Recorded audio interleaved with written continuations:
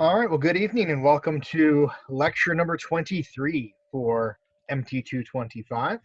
Our next next to last official section or session with new content.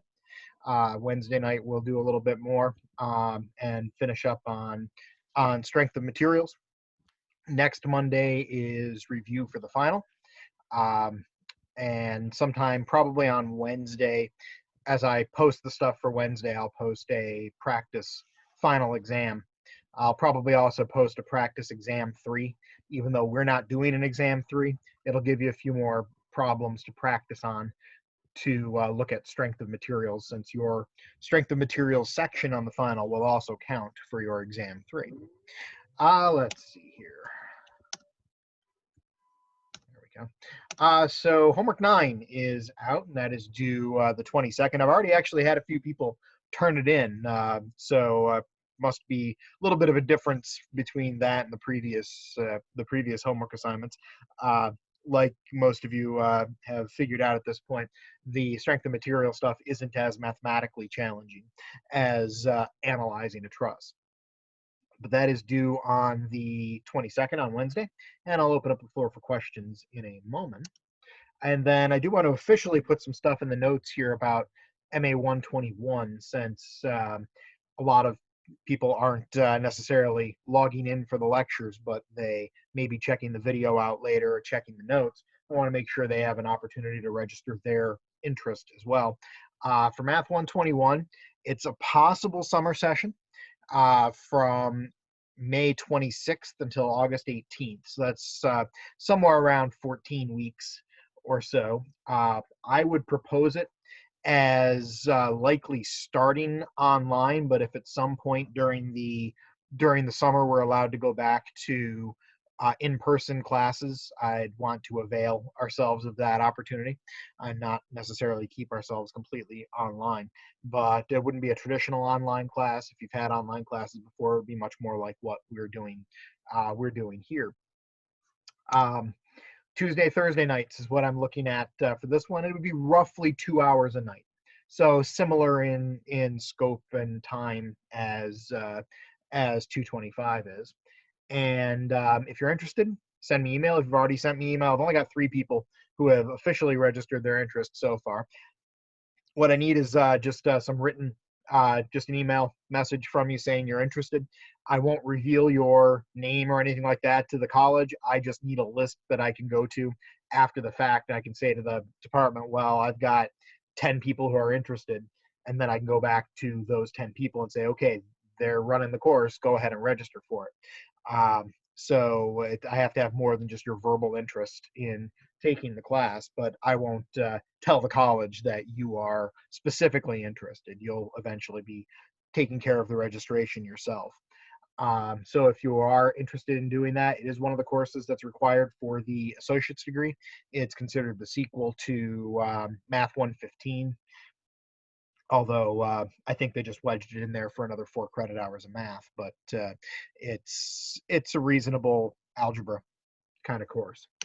All right, so enough on that. Homework questions. Anyone have any questions on homework 9? Yes, I had a question for question number 5. Okay.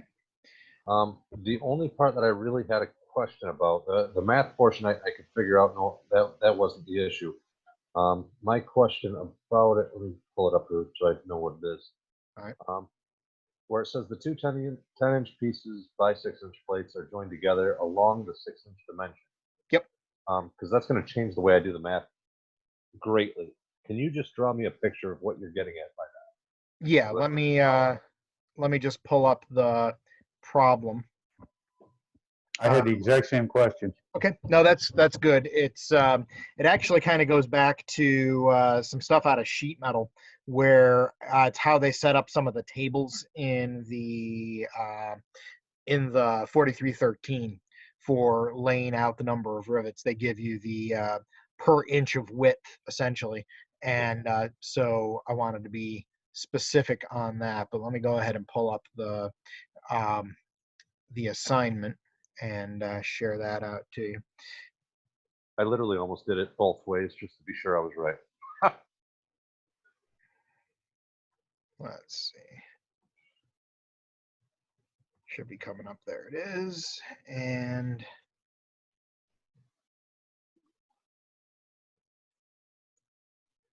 there we go. So problem 5, you've got two 10-inch by 6-inch plates. So you've got 10-inch by 6-inch, so it's a rectangle, it's not square. They're joined together along the 6-inch dimension. So the way it would look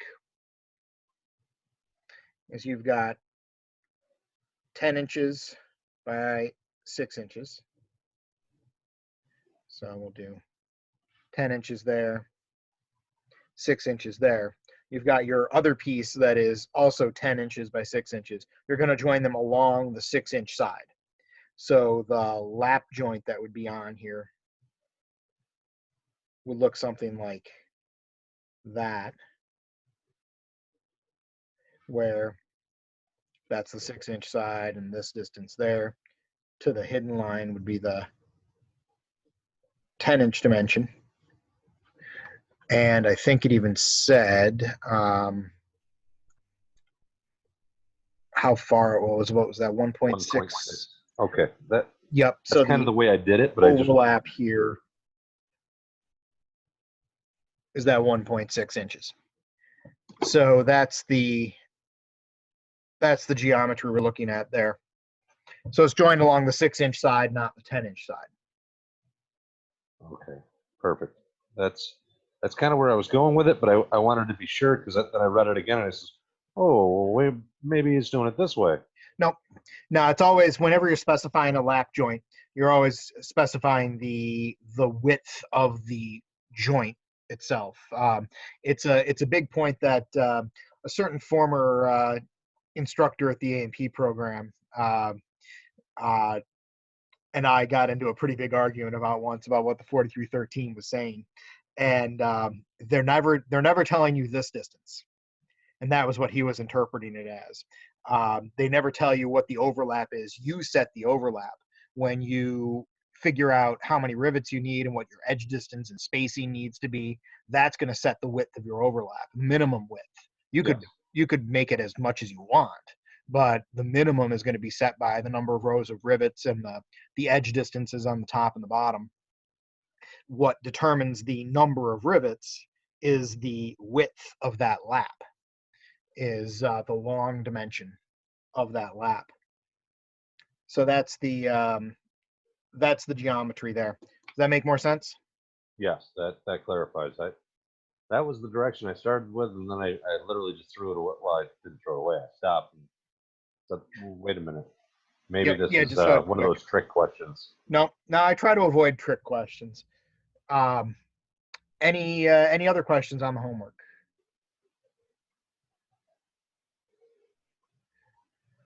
All right, then. So let's proceed. We actually do have a good bit to take a look at tonight. So let's jump right into it. Tonight, we're going to continue on with strength of materials. Specifically, we're going to look at how we characterize the strength of a material. What does it mean to actually say what the strength of a material is? And we'll find out some of the resources that we can go to use to find that information. We're going to cover a little bit on design. So, and I'll go through a little bit of the design process, how we select both materials and geometry to build a structure, whatever that structure happens to be. Part of that is the idea of safety factor, of making sure that our materials can handle a load that is greater than the load that we intend to put on it. That buys us a little bit of margin for safety, for unexpected situations, to buy a little bit of robustness in the system. And so we'll take a look at what that safety factor does and how we can use it. And I'll do some examples of that and go through the process of designing with materials. So let's look at strengths first.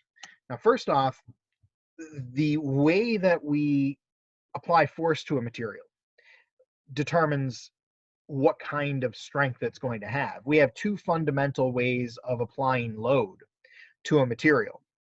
We have tension and shear. Those are the two types of ways that we have to apply loads.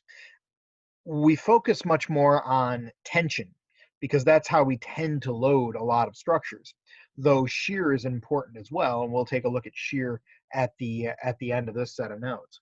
But for the most part, right now our discussion is going to look at tension and how strength relates to the material when it's loaded in tension. So a particular material, we learn its characteristics by performing tests. I said this in a couple lectures ago, but I'll say it again here. We don't have a good enough material theory to be able to predict the properties of material. No one yet understands enough of what's going on at the material, at the molecular structure, at the molecular level, to be able to take a description of material and a description of the way those atoms are bonded together and be able to predict what the strength of that material is going to be. There are people trying, but in fact, a lot of different people are trying. But right now, we don't have a good enough theory to try to predict those properties. So instead, we do it by testing. We make the material, just like we make different alloys. We make different materials, different alloys of that material, and we perform testing on it. And we take an average.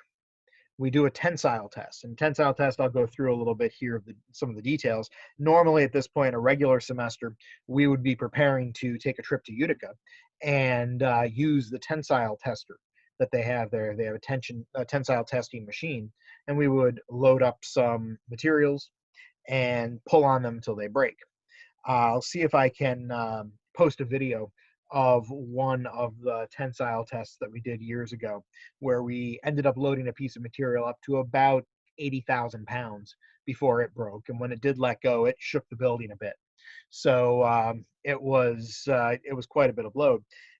Those properties are determined by doing hundreds of tensile tests and averaging the results out. So the tensile test is a way to determine what the different properties of the material are and to try to communicate that to other people who might need to use it.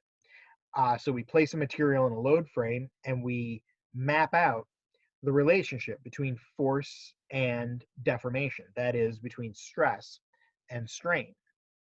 Now, the machine knows how much force is applied, but because we know the cross-sectional area of the material, we can calculate the stress, and the machine can also measure how much physical distance the material is stretched out by. We can turn that into a strain. And so we can come up with a plot that relates stress and strain together. And that's what the result is of a tensile test. So there's the apparatus right there. We have the load frame, which is typically a electric hydraulic setup to get the kinds of forces that we need. And the one they used to have in Utica, the old one, was much more capable than the one that they have now. They could put 250,000 pounds of force on a sample with that. Had big hydraulic cylinders in it to be able to produce large amounts of force. Well, this is the load frame, so it's got a lot of structure there to be able to handle those forces without breaking.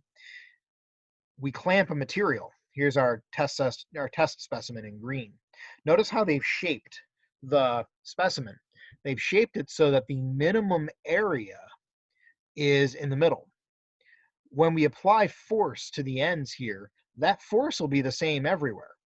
If we put 1,000 pounds on it, it'll be 1,000 pounds of force everywhere in the sample. But the stress will be different. The stress in the bigger parts at the ends will be higher. The area will be higher, so the stress will be lower. In the middle, where the specimen is thinner, the stresses are going to be higher. That's a way to guarantee that it's going to break first in this small section. We make sure that the stresses max out in the middle.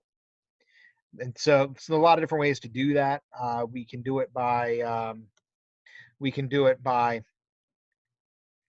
cutting out little holes or little sections from the sides. You can do it by tapering the dimensions down to a neck in the middle. But any way we do it, we guarantee that we have our highest stress in this middle portion. Now, they don't label it in the drawing here, but there's this little device right here that's clamped on the sample. we call that an extensometer. And the extensometer basically just measures electrically the distance between these two probes. These probes on the ends are anchored to the material, and as the material stretches out, it moves potentiometers inside here so that we can communicate to the computer what the amount of deformation is. And then the computer figures out, because it knows the geometry and the distance between these probes, it can figure out what the strain is.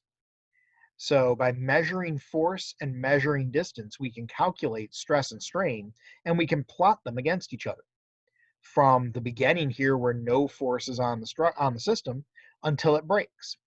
And as we do that, we end up with a plot. So here is a stress strain diagram. Now it's a little bit of a weird plot. Most of the plots that you're probably used to has the independent variable, the variable we have control over, along the horizontal axis. And then it has the response of the system, the output, on the vertical axis. That's a pretty common way of doing it. Think about what we did in the A&P program with things like RPM versus horsepower. We set an RPM, we get a horsepower on that vertical axis. But when we're dealing with stress and strain, we flip those around. We're applying our stress on the vertical axis, and the horizontal axis tells us our strain, the amount of deformation. Now this curve is different for each type of material. It's different for aluminum, it's different for steel, it's different for titanium. It looks different even for alloys of those materials. Pure aluminum, 1100 series aluminum, looks different than 2024 or 7075 or 6061. Steels, all the different kinds of steels, cold rolled, hot rolled, different alloys, high carbon, low carbon steels, 4000 series, 6000 series steels, they all have different curves to them. This is actually a characteristic curve for steel. This is a type of steel. I don't know exactly which one since they don't have any numbers on it, but this is a typical response that we'd see in a tensile test from steel. Now down here at the bottom in the lower left corner, we've got our origin, and that represents no stress and no strain. That's where we start. We have no stress applied to the part, to our sample, and we have no deformation, we have no strain. And what happens as we apply stress is we climb along this line. As stress is applied, as we apply larger and larger amounts of force to the material, the stress increases. We know from our discussions last week that Hooke's law models how materials respond. When you apply a stress to it, the material responds by straining, by having an extension. And this describes how much extension we've got. Notice the slope here. The slope is kind of important. The slope says that we have to go a lot up in stress to get even a little bit of strain.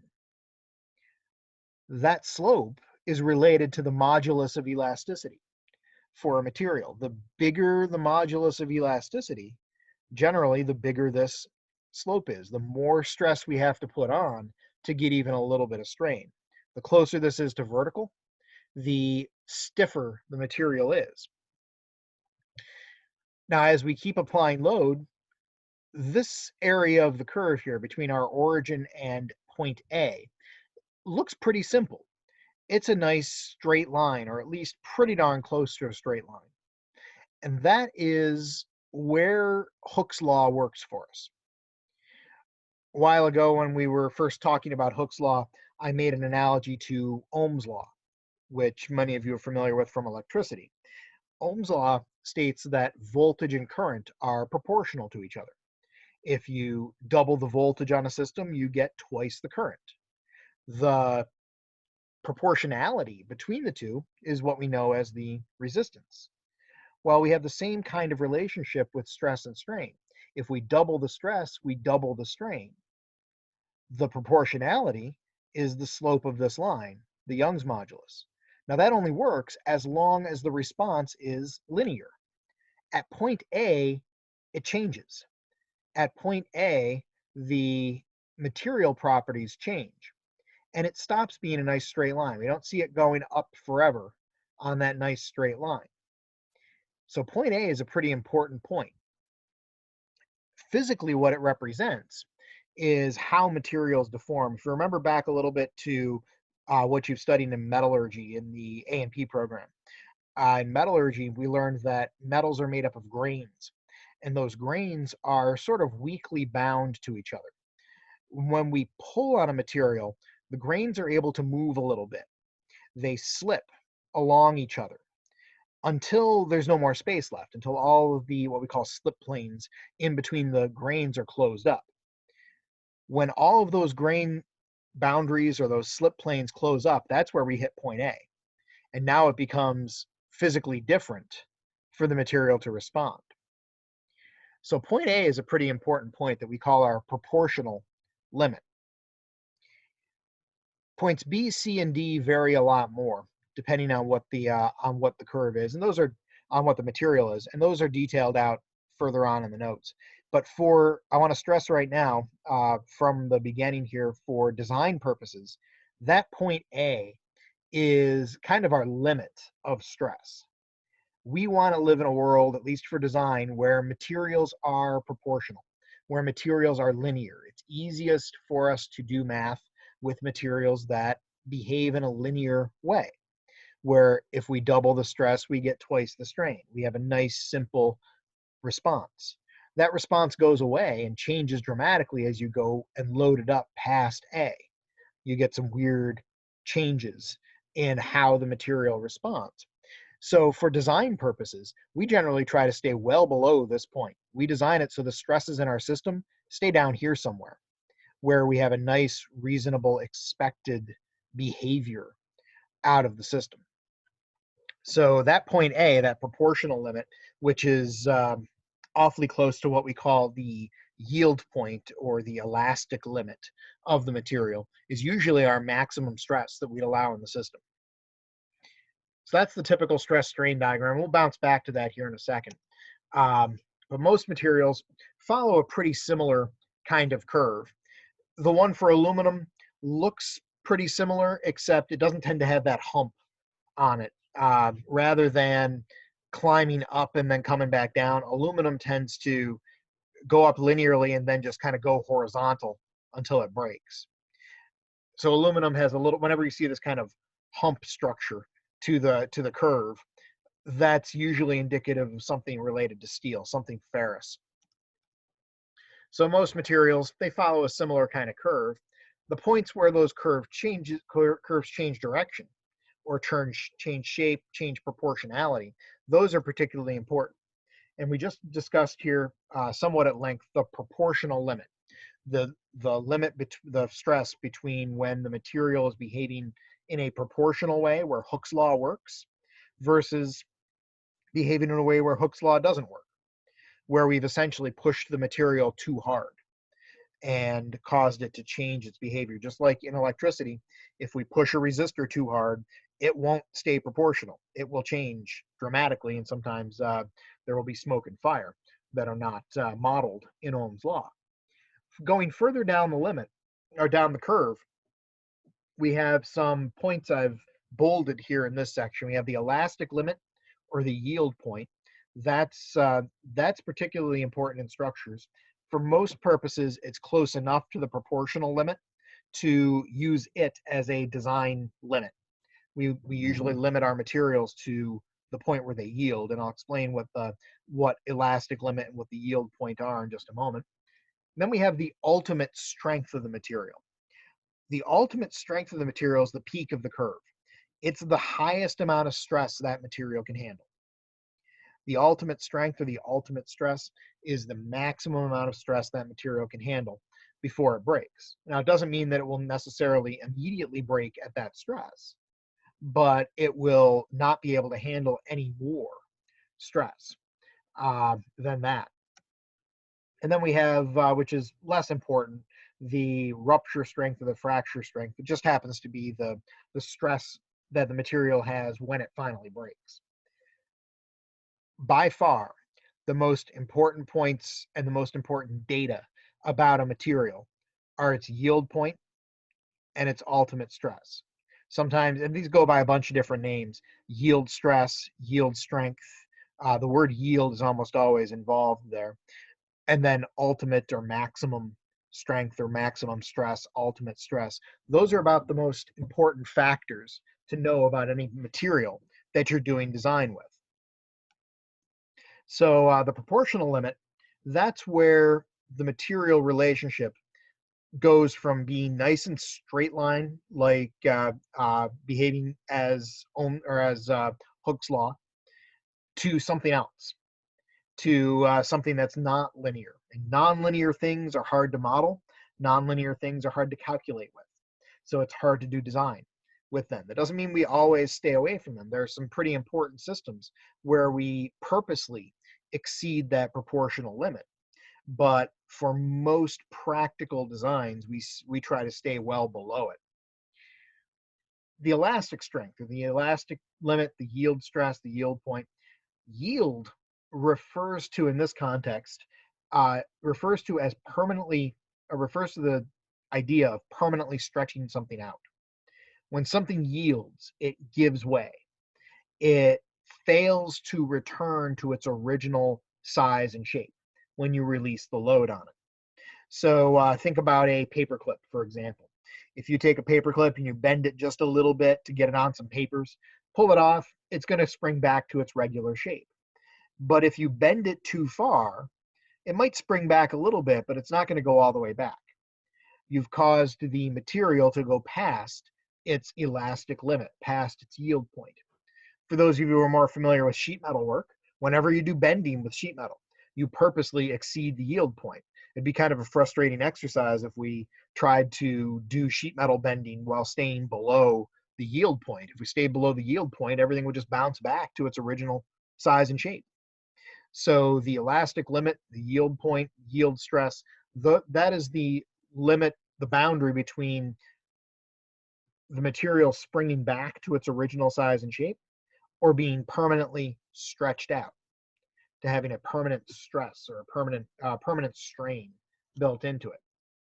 And then the ultimate strength, that's the maximum stress the material can handle. Fracture strength, that's the stress we have when the part breaks. So here's another stress strain diagram, again, characteristic of steel, that labels each of these points. So here we are with our linear region here below point A, the proportional limit. As long as we stay below that, Hooke's law works. All of that stuff we're doing for homework number 9 works just fine, as long as we don't exceed that proportional limit. Now, the material can go a little bit non-proportional before we hit the elastic limit. So if my, let me change the color here to not contrast, or to contrast a little bit with the red. Let's go with yellow here. So if I'm loading up this material, if I load it up to right there and let go, the material will spring back down to 0. It will have no strain when I have no stress on it. If I load it up even further, load it all the way up to A, it will still spring back to its original size and shape when I release the stress on it. If I go a little bit past the proportional limit, it'll end up here somewhere. But when I let go of that load, it will go back down to no strain. Even if I go right to B and I release the stress on the system, it will shrink back to its original size and shape. No permanent change in size as long as we stay below the elastic limit. But as soon as we go past that elastic limit, we've fundamentally changed the material. We've broken some things. Essentially, we've taken all of the elasticity out of it. Think about like an elastic waistband or something like that. If you or an elastic like neck band on a t-shirt or something like that. If you pull on it too hard, it stays stretched out. And it's the same idea here. If we pull on the material so that we stay below that yield point, when we let go, it'll go back to its original size and shape. But if we pull it too hard, then something's going to break internally a little bit, and it's not going to be able to shrink back to its original size. And that's what they're trying to illustrate here at point C. If we load it up to point C, and then we release the stress, we bring it back down to zero stress, the material will go to zero stress, but it will have some strain. It'll end up over here. It has some permanent strain. It's been stretched out. Now, it doesn't necessarily mean it's close to breaking. It's got a good bit more stress it can take before it breaks, but it has permanently changed shape. Now, aside from things like sheet metal bending, where we purposely exceed the yield stress on a material, there are other applications where we would purposely go beyond the yield point. I don't know how many people, usually I'd ask for a show of hands here, but I don't know how many people have worked on overhauling car engines and things like that.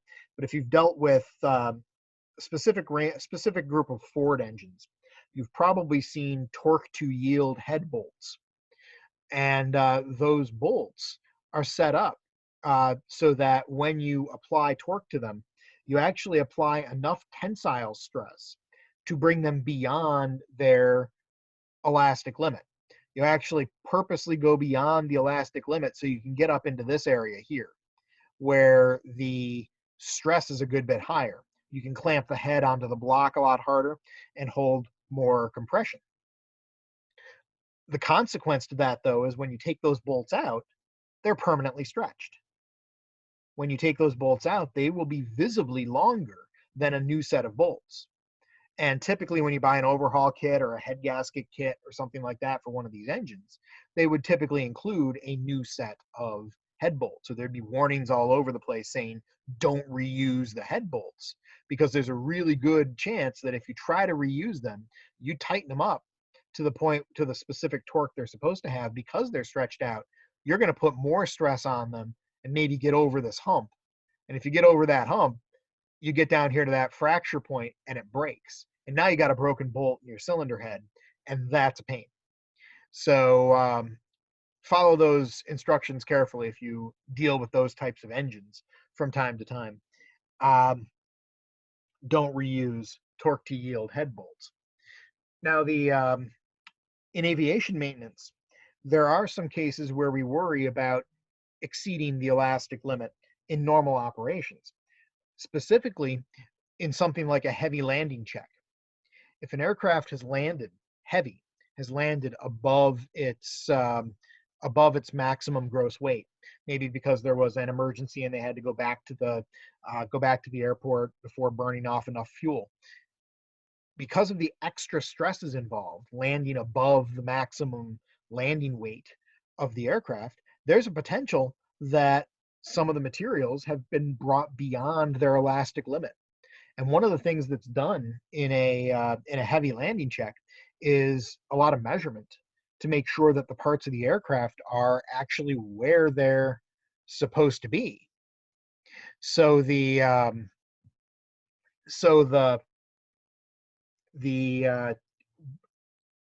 the stresses have gotten high enough, the wings might have bent down enough on landing that the top panels of the wing have stretched out too much, or maybe the wingtips no longer sit where they're supposed to. In some maintenance manuals, they actually have you break out things like survey equipment so that you can cite the relationship between where the tail is and where the wingtips are to make sure the parts are all in the right place. So it's an issue going beyond the elastic limit. In practical design, we almost always, when we're designing things like bridges and airplanes and other structures, we tend to stay below the elastic limit to make sure that we never permanently bend our structures. We don't want our structures to permanently stretch out and change shape. So that's the stress strain diagram. Anyone have any questions so far? Let's see. So some common materials. Just look at some of the numbers here for tensile strengths. If we look at 6061 T6, 6061 T6, has a 35 KSI yield strength. And again, because the yield strength and the proportional limit are so close to each other typically, especially for aluminum. In fact, let me go over to the document camera here for a second and kind of sketch out what the stress strain diagram looks like for aluminum. For aluminum, typically, you have an increase, that nice linear increase, up until the yield stress. And then it kind of flattens out like that. Now, this is this material, a material that behaves like this, doesn't have that hump to it. It's referred to as a plastic material. Think about stretching out a plastic bag. You know, if you take a plastic bag and you pull on it, it'll take some force for a little bit until it starts to stretch out. And then as it starts to stretch out, you really don't have to apply as much force as you did to get it going. Once it starts to stretch and deform, it's pretty easy to keep that deformation going. That's exactly what's going on here.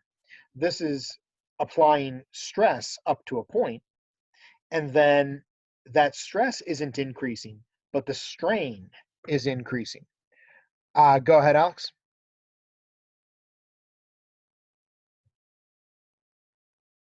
Do you have a question?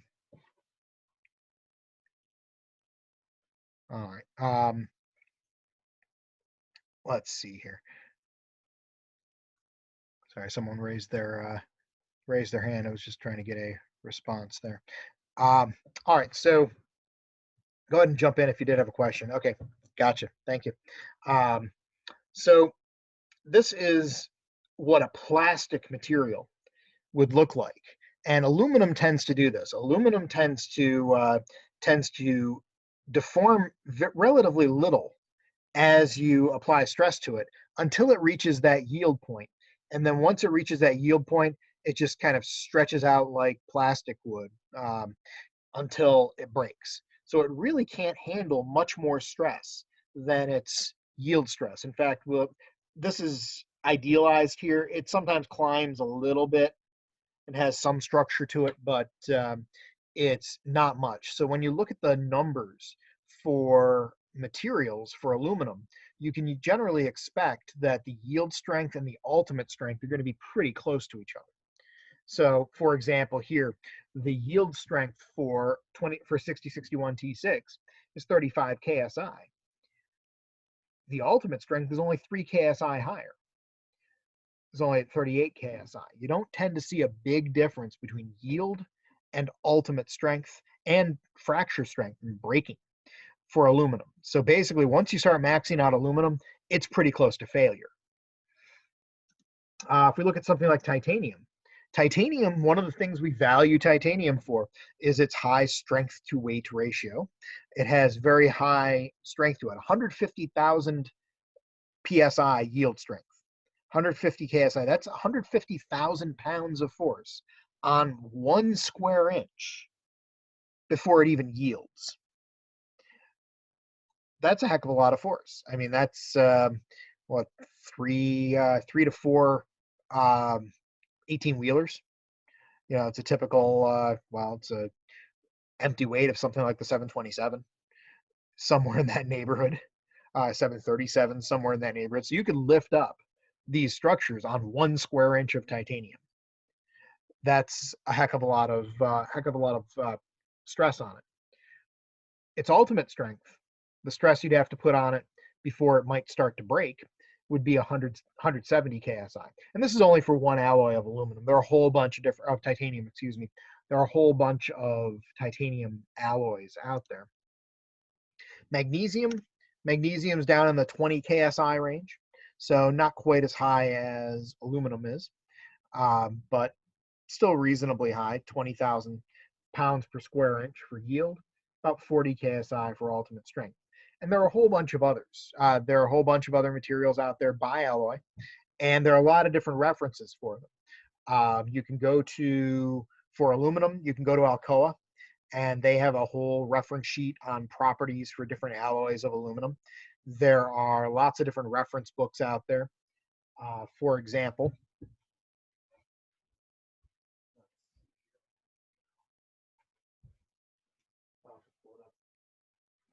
there's a common reference book in machining called Machinery's Handbook, and that has a very extensive table of different properties of different materials, going well beyond yield strength and ultimate strength. But those are the two critical pieces of information. So how do we use this? Well, let's say we want to design a structure that has to handle 20,000 pounds of force. So we've done our truss analysis, for example, and we figured out that we want to handle 20 kips on this particular member. The first thing we have to do is figure out what material we're going to use, because that's going to tell us our limits. So let's first find our minimum area to support that load. If we go back a couple of pages here, we can see our limits for 6061. 6061 T6, we have 35 KSI yield and 38 KSI ultimate. Now, part of design is to figure out what limits you're going to use. So, for example, here, we could choose to use our ultimate stress as our limit. We want to figure out, I've got this member that needs to handle 20 kips. So to be in equilibrium, I'd have 20 kips on both ends.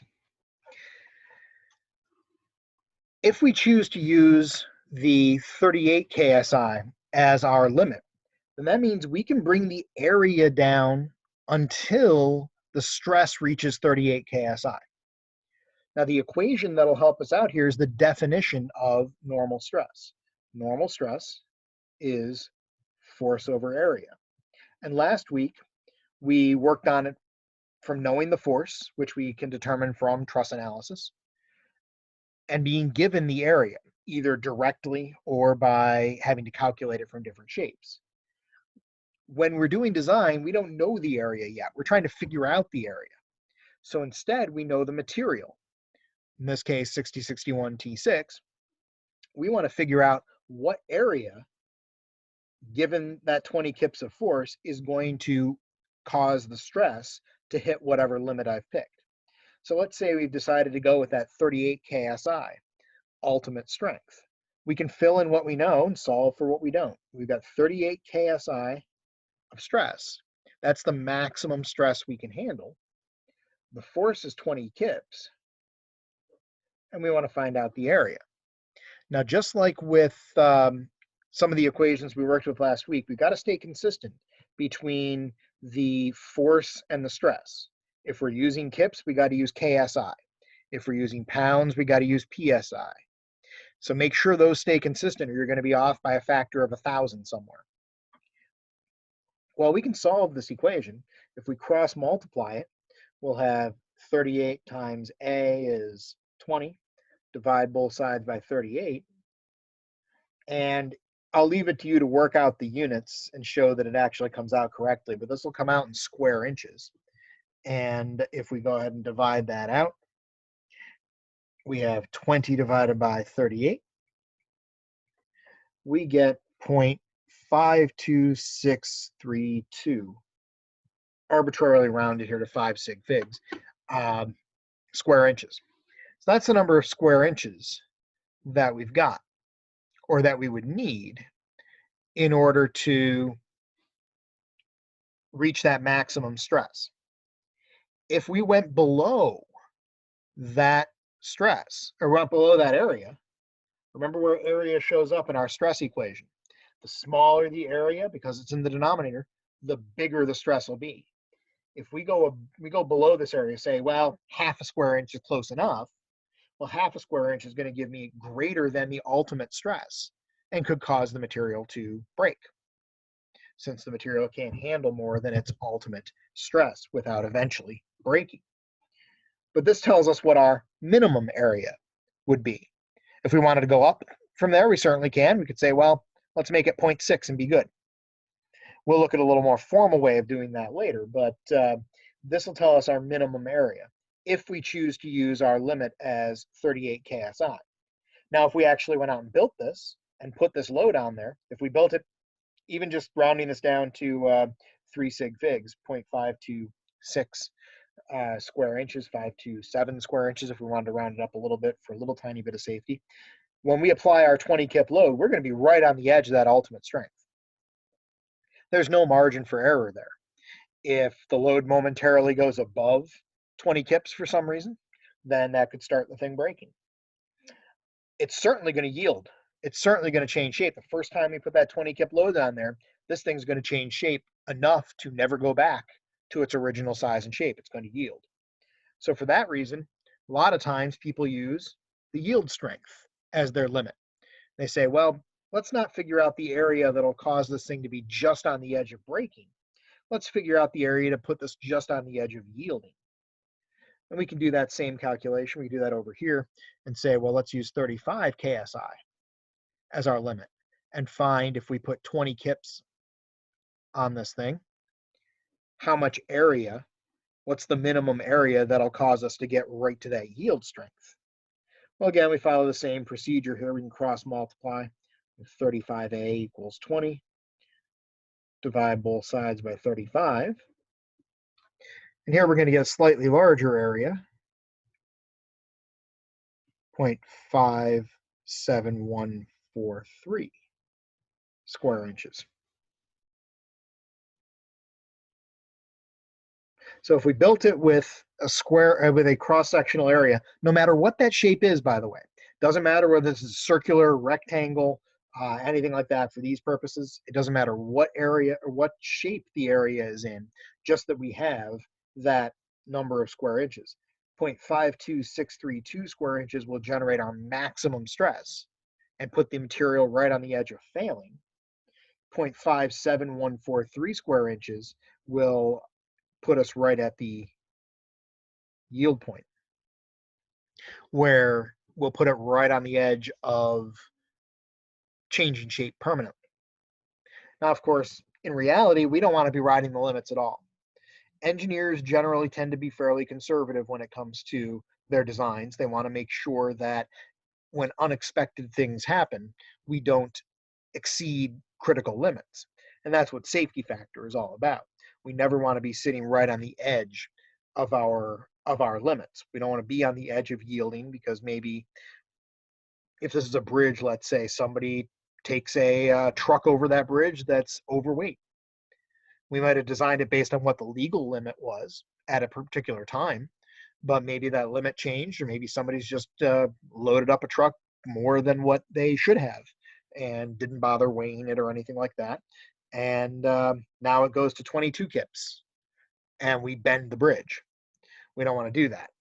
So we try to stay away from our limits and keep things down, sometimes by quite a bit below the yield stress. So that's the way. That's the basic way these kinds of calculations work. We know the stress, and we want to find out what the area is that's going to give us that limit.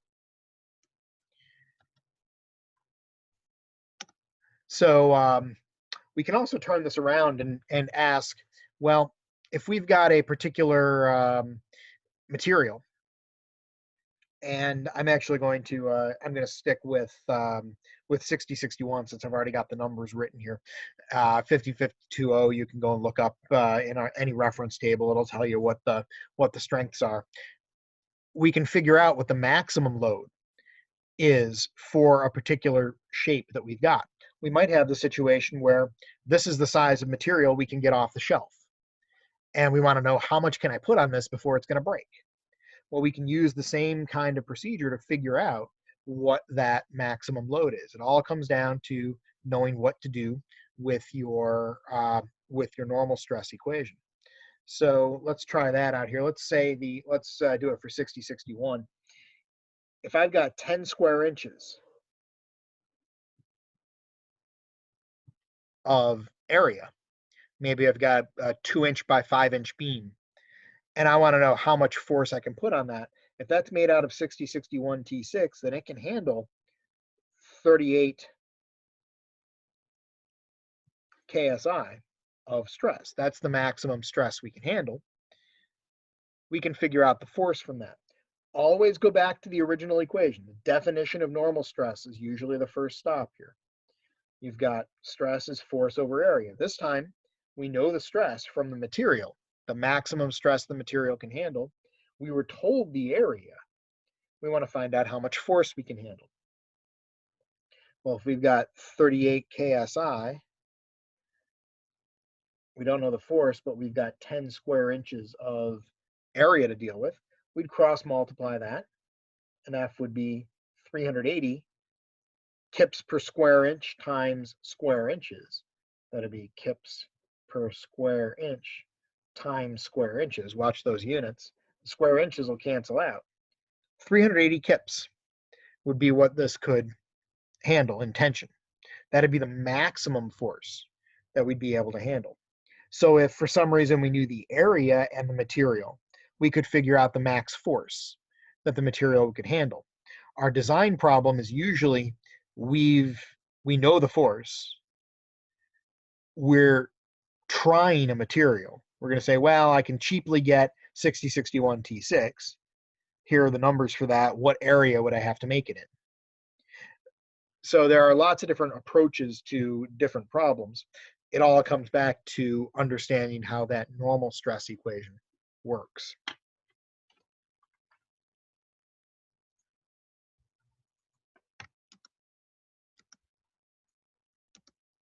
So, and then yield stress, same kind of idea.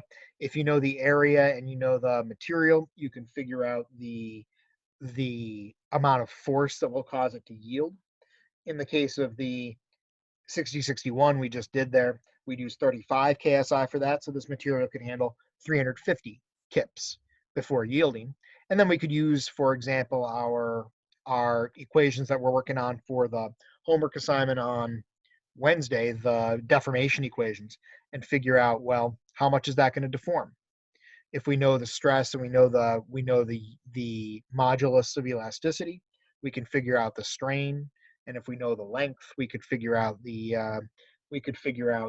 overall deformation. So I think we'll defer doing that kind of problem until our practicum session tonight. But for the most part, pretty straightforward. Anyone have any questions so far? So let's take a look at shear. Shear strengths and shear stress work basically the same way as tensile stress and tensile strengths. We have the same basic definition. Stress is force over area. And last time we figured out how to calculate shear stress and how to look at the areas that are involved. Designing with and working with shear stress is usually a lot easier because we don't have to worry about any number other than the ultimate shear strength. We want to know what shear stress is going to break this material. That's about all we care about in shear. We don't care about yield in shear. We only care about breaking. We only care about that ultimate stress. So we determine those shear properties the same way as we do with tensile testing. We have a different machine called a shear tester that will figure out how much force it takes to shear through a material. If we know what that force is and we know what the area was, we can calculate what that shear stress was. We do a bunch of samples, average them together, and that's what gets published in a book. So we apply loads and shear until the material sample breaks through. It's always an ultimate strength. There's no yield strength that we really care to work with. In principle, you can define one, but we don't really bother with it in any kind of design. We always use ultimate strength and pretty healthy safety factors to make sure that we stay well away from any kind of permanent deformation. So shear strength is always an ultimate strength. Hey, So let's, yeah, go ahead. Is that any way related to like a Rockwell tester for the hardness of the material? Does that coincide with each other? In a sense. In fact, Rockwell testing normally tracks with tensile strength. Okay. When you do hardness testing on it, generally a material that is harder will have a greater tensile strength. It can also have a higher shear strength, but the factors might not line up the same way. But it's in a sense, Rockwell testing is sort of a very limited shear test. It's because it is putting uh, a force on the surface and trying to push through it. In fact, the tool that's used in a Rockwell tester to do the Rockwell test is called a penetrator, because it's supposed to try to poke a hole through the material. And as we saw last time, punching a hole through something is a shear application. Um, so generally, those two go together. But what you're actually getting out of the Rockwell test is more just a number that you could then go into a chart or a table with to figure out, well, this is what the strength would be. And someone would have to go through and do kind of alignment testing on that to figure out, here are the strengths of these materials. Here's what the Rockwell tests say, and put the two charts next to each other and figure out what the translation is. Gotcha. Any other questions? So let's see how shear stress works here. Let's take our good old MS-2470 84-4 rivets. So hopefully everyone remembers their rivet codes. Most common rivet out there, right? The AD rivet, single dimple, made of what alloy here? I think it's what, 2117. Its shear strength is 26 ksi, and it's an 1/8 inch diameter rivet. That's our classic AD rivet. The one that, if you've gone through the A&P program, you've driven hundreds of them. So let's see how we could use this to figure out what we'd need for a lap joint. So let's say I've got a lap joint that needs to handle a shear load of 10 kips. We can do the same basic calculation we did with tensile stress. When we looked at that beam that had to handle a load of 20 kips, we figured out, based on the maximum strength, the limit we chose, what the area would have to be. Well, we can do the same thing here. What this shear strength is actually telling us, what this 26 KSI is telling us, is not about the -4 rivet. It's not telling us about the diameter of the rivet. It's telling us about that part right there, the material code.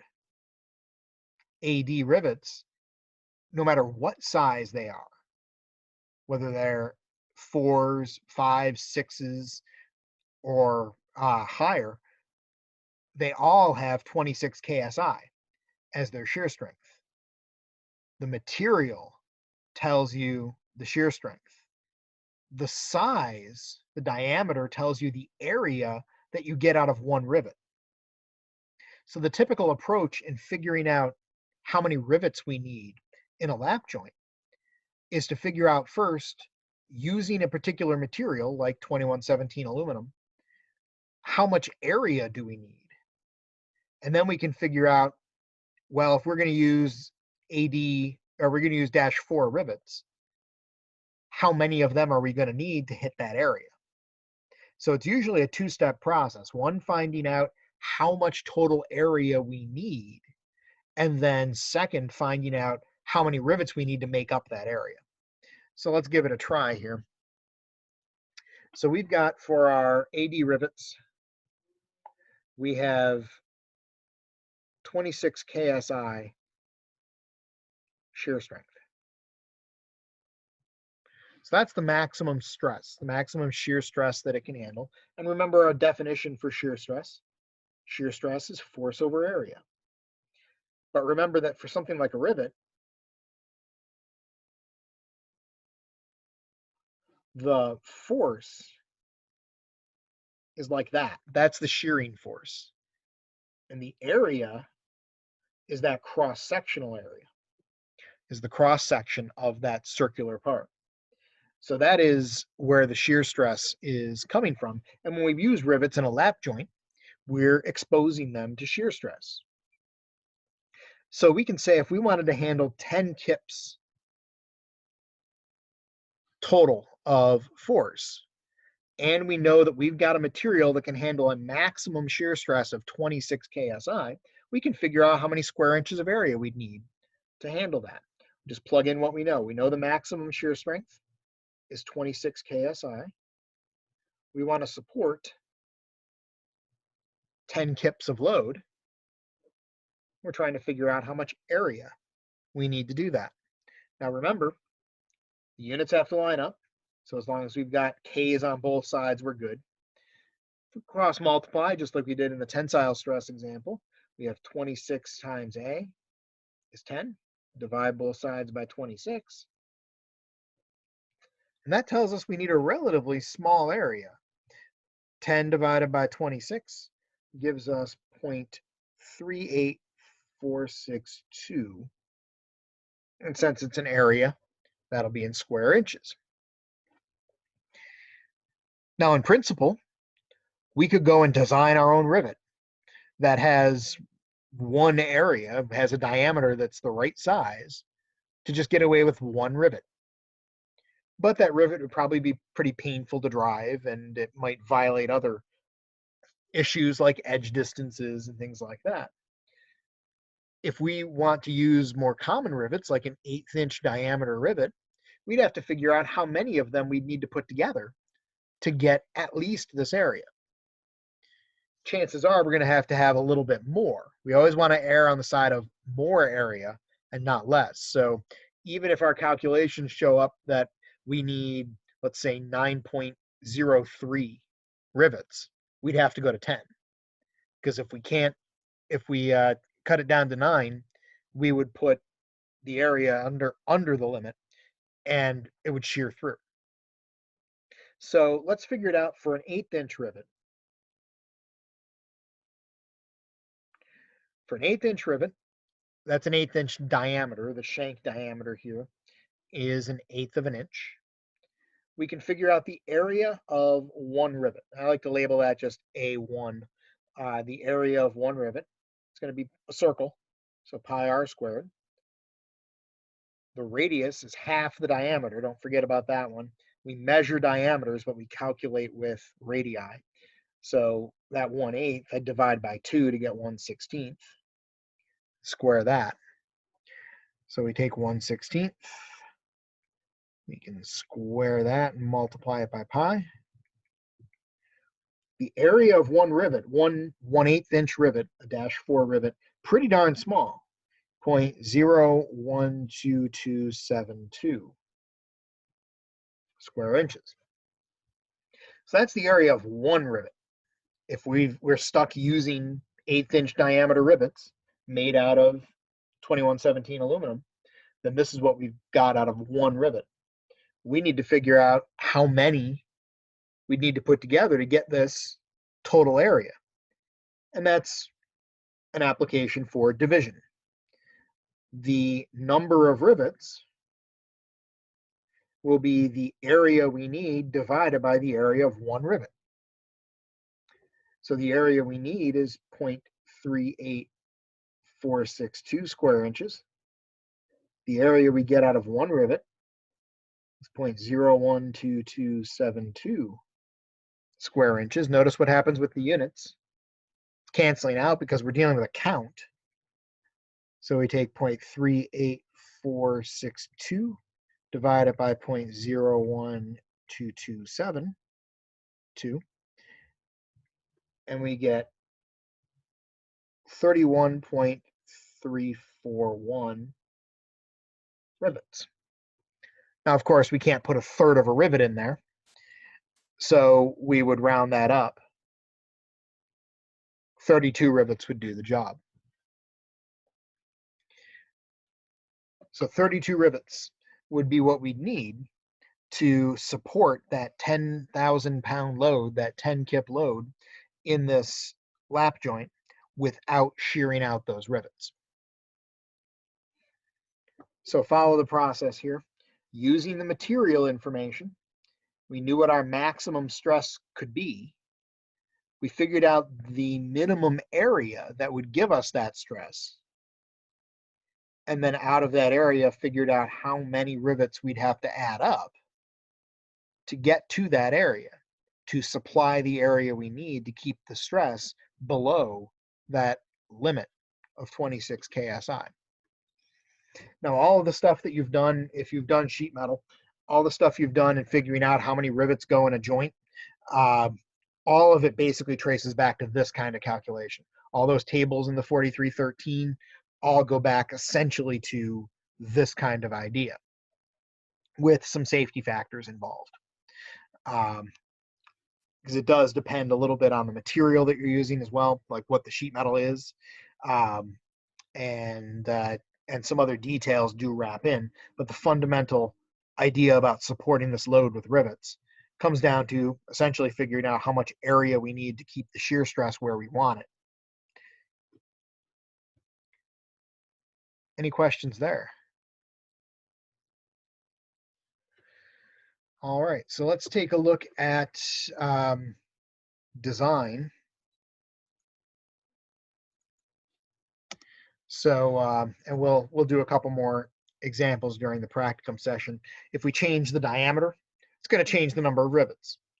Since if we go with a bigger diameter, each rivet contributes more area. So you're going to be able to get away with fewer of them. And that's part of design too. In fact, if you look at those tables in the 4313, and I know some of you aren't too far away from having looked at those, they have different columns for different sizes of rivets, whether you're dealing with a -4, -5, -6, and so on. And they tell you how many rivets you need of each. So it's definitely going to depend on the size of the rivet, since each rivet of different diameters contributes a different amount of area. So let's take a look at safety factor.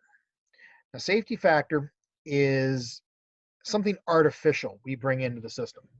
The limits that we've looked at so far tonight, the shear limits, the yield point, the ultimate stress, all of those are determined from material testing. We want a reliable way to design structures so that we stay below those limits, but not in an excessive way, because over designing a structure, designing it so that it can handle much more load than it will ever see, is wasteful. It's of particular importance in aviation that we worry about over designing, because if we over design, it costs weight, and weight costs profit. We're not able to fly as much payload if we have more weight tied up in the structure. So we want to be safe. We want to stay away from those limits, but we don't want to be too safe. We don't want to be so safe that the structure is so over designed that it will never even see 20% of the load that it's designed for.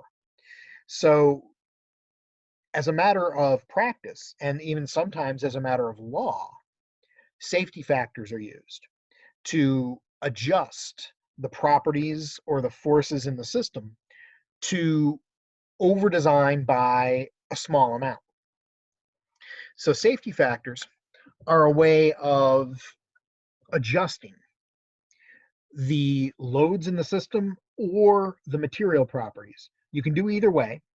It's the same thing, whether you adjust the force that you've applied or you adjust the properties of the material, you end up in the same place in the end. So it's a matter of personal preference where you apply your safety factor, as long as you only apply it once. We used critical stresses to figure out the maximum loads that we could put on something or the minimum sizes that we need.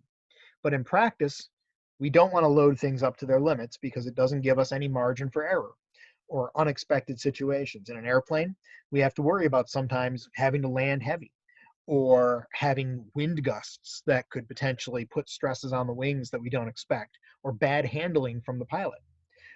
Maybe yanking on the controls a little bit too hard. We don't want the wings to just go from being fine to breaking off. So we try to build in a margin of error. That margin we call safety factor. So safety factors ensure that what we build can handle some amount of load over their ratings. Now, in principle, users of technology, users of structures, never know exactly what the safety factor is, so we never really can use it. So, for example, take a look at a bridge. Chances are, driving around, you've probably come across bridges that said weight limit 10 tons or weight limit 30 tons, something like that. You can be pretty sure that that particular bridge is designed to handle a load greater than what's posted on the sign. But you don't really ever know exactly how much greater.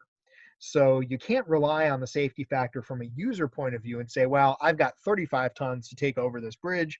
It's got 30 tons on the placard. I can get away with it. You don't really know. You're not allowed to use it. It's the same as with gross weights for airplanes. There's safety factor in gross weights and max gross weights on an airplane.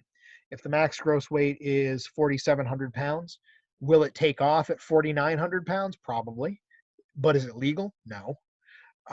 So as users, we're not allowed to use that safety factor. It's exclusively for design.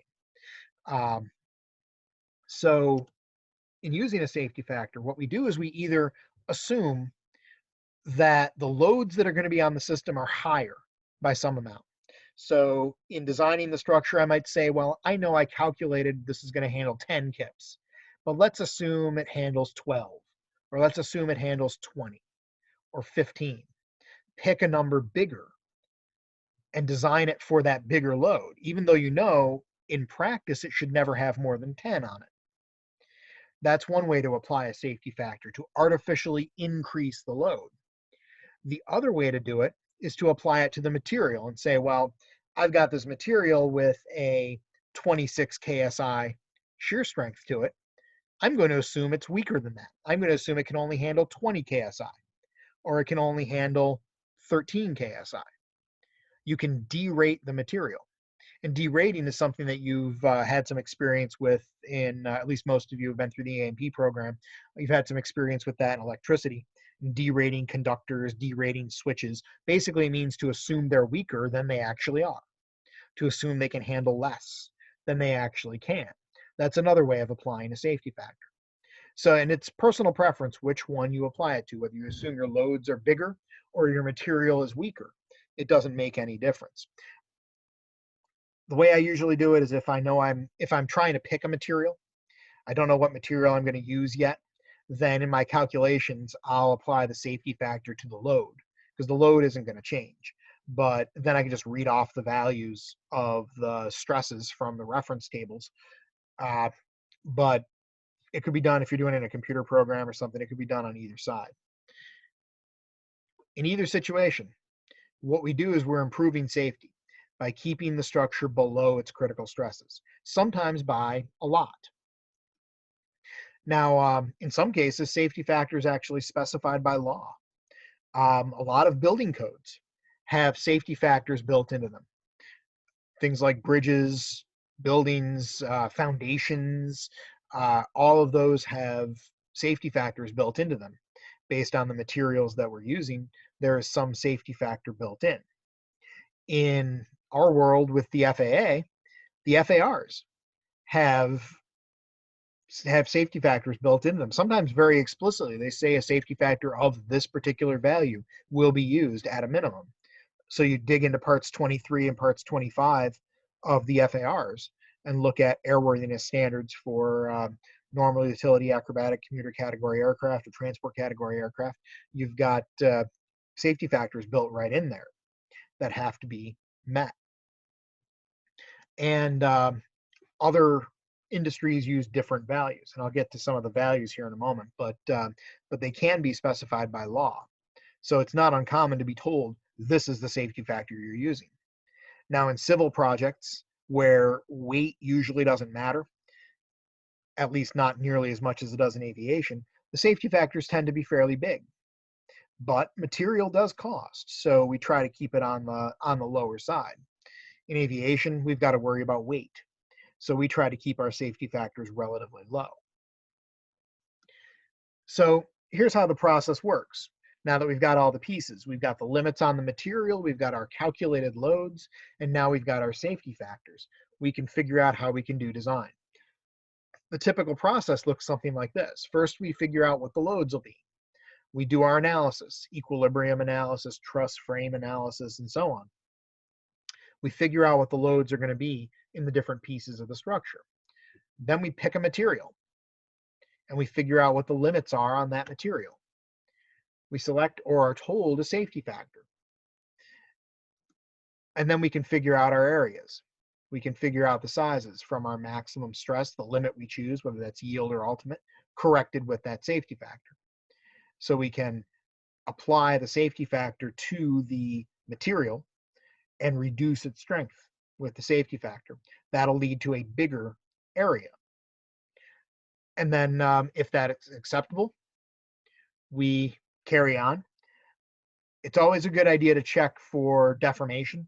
If you're looking at building a truss, for example, you might have limits on how much size change you're allowed to have. So doing the calculations like we did last week for extension of a part, that may be something that you'd have to check to make sure it's within limits. And if it's not, then you have to go to an even higher area or pick a different material with a different modulus. So let's see how this works. Let's do we'll do a simple beam example here.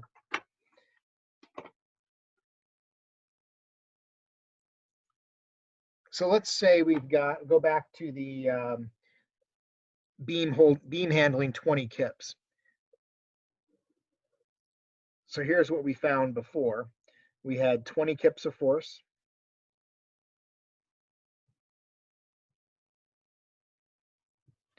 And we were going to make this out of 6061 T6 aluminum. And the yield stress was 35 KSI.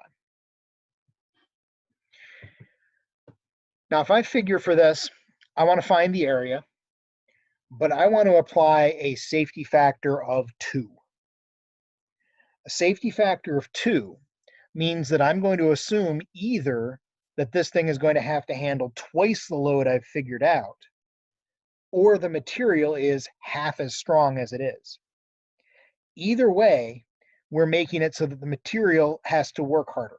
So the material has to have more area to be able to stay away from the limits. The safety factor, it multiplies the load or divides the strength. One or the other, and you get to pick. It doesn't matter which one you apply it to, as long as you only do it to one. The fundamental equation is still the definition of stress. Stress is force over area. We're either going to assume that the stress is half of what we can actually get out of 6061, or we're going to put a larger amount of force than what we're actually going to use, 20 kips. So let's apply the safety factor, in this case, to the force. So the force that I've calculated that this beam has to handle is 20 kips. But I'm going to figure out the size based on twice that. So if I use a safety factor of 2, then I take my 20 kip force and I multiply it by 2 to give me 40 kips. Only apply the safety factor once. Otherwise, you have things way over designed. So here I've selected to apply the safety factor to the load. And safety factor multiplies load. So I've assumed the load is twice what it actually is. I want to stay away from my yield stress. So that's the maximum stress I'll allow, 35 KSI. And I've got that 40 kips of corrected force, corrected with my safety factor. And we want to find out the area. So we cross multiply, and we have 35 times the area is 40. Divide both sides by 35. And the area becomes 1.1429 square inches. Now that is more area than what we figured out before. We figured out before for yield, we figured out 0.57143 square inches. But under our real load of 20 kips, that would put the material right on the edge of yielding. Here I've decided I need a safety factor of 2, or I've been told I need a safety factor of 2. That leads to more area. In fact, because this is all proportional, it's twice as much area. To handle twice as much force, we need twice as much area. So I could go ahead with my beam design, having an area of minimum 1.1429 square inches. And then try it for yourself, see that you'd get the same result if you cut the 35 kips in half. If instead of 35 kips, you had your 17.5 kips, but with 20 or KSI, and with 20 kips of force, you get exactly the same answer. It doesn't matter whether you correct the load or correct the strength, as long as you only do one of them. Now, a safety factor of 2 is pretty big. About the only place where I've ever come across needing a safety factor of 2 in civil work. Military work, they'd go to safety factor of 2 in a lot of places. But with civil work, because materials cost and all of that, about the only place I ever run into it are things like pressurized gas tanks. If you look at propane tanks, for example, a propane tank is designed typically with a safety factor of 2, so that 2 or more, so that it can handle potentially much more pressure inside that tank than what it will ever really see. Industrial gas containers the same way. It might be a 3,000 psi container, but it can handle 6,000 or even more. Practical safety factors tend to be less than 2. In fact, in a beam like this, we might decide to use a safety factor of 1.5. Safety factors between 1 and 2 are very common. And in fact, you can interpret those as a percentage of safety. You can say a 1.5 safety factor is a 50% margin of safety. It assumes that makes the structure capable of handling loads 50% greater than what they'd normally be able to handle. So let's try that one out here. If we take the same problem, but now we apply a safety factor of 1.5, if we do our safety factor of 1.5, we'd take that 20 kips and multiply it by 1.5, we'd end up with 30 kips. And if we do our analysis, it'd be exactly the same. We keep our 35 KSI, but now we apply our adjusted load to it, our safety factor enhanced load. Cross multiply that, and I'll save you the mathematical details on that one. We get an area of 0.85714 square inches. So with a safety factor of 1.5, we end up with a little less area. Not quite as small as the 0.57 square inches we needed before, but big enough to handle a little bit of extra load. Now, safety factors of 1.5 are pretty common. They're typically what we see on things like bridges. Also, in certain locations on airplanes. About the only place where we really see that prominently on aircraft, at least specified by law on aircraft, is with wings. The wings are designed to handle 150% of the max gross weight of the aircraft, typically, for a commercial aircraft anyway. And those of you who've been through the turbine section with me, you've seen the 777 video that I showed during that class. There's that, they do that wing brake test. That wing brake test is to show, for certification purposes, that the wings can handle 150% of the max gross weight of the aircraft by tying the aircraft down and bending the wings up until they break and measuring how much force that takes. So the wings are pretty robust. The wings can handle 150% of the regular load. That's a 1.5 safety factor. So if your airplane weighs 100,000 pounds, those wings should be able to handle 150,000 pounds without breaking. Now that's ultimate strength. It's not to say that those wings won't deform and change shape and that there might be problems, but it won't break. It'll still hold together to let you get on the ground. Everywhere else on aircraft, the typical go-to safety factor is 1.2. We typically design structures to be 20% stronger than what they normally can handle, or what they're designed to handle. That's to save weight. 20% safety factor is considered enough of an extra margin to keep most structures safe as long as they're maintained in good condition. Of course, things like corrosion, structural failures, things like that, damage, reduces that safety factor. But the typical safety factor is about 20%, 1.2. That gives us enough extra safety, but also doesn't increase the weight significantly. So that's how safety factors work. Anyone have any questions so far? Is it always a multiplication factor for the safety factor, or is there like a preset number that somebody chooses? No, it's generally a multiplier. That's why they have the word factor in there, safety factor. It's a ratio. Okay, So just making sure. it's all multiplying or dividing, depending on which side you use it on. Okay, just making sure. Any other questions? Yeah. I hear someone, but they're breaking up.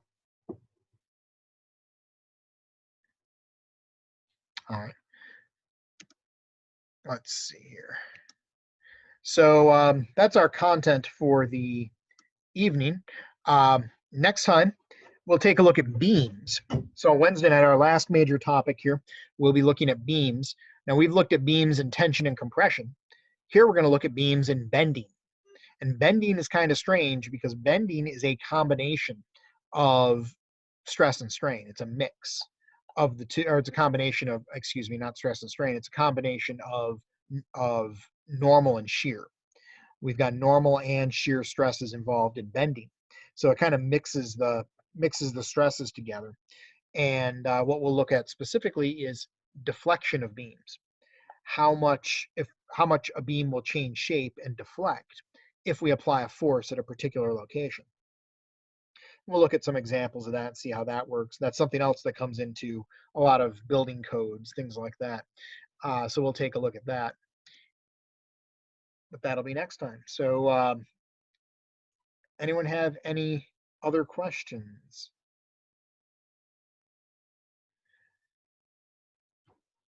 For whoever was trying to ask the question before and was cutting out, try it by chat. We'll see if we can get your question answered. If you're hanging around, come back in 10 minutes or so and we'll put up some problems to practice with. If you're departing, have a good evening and I'll see you on Wednesday.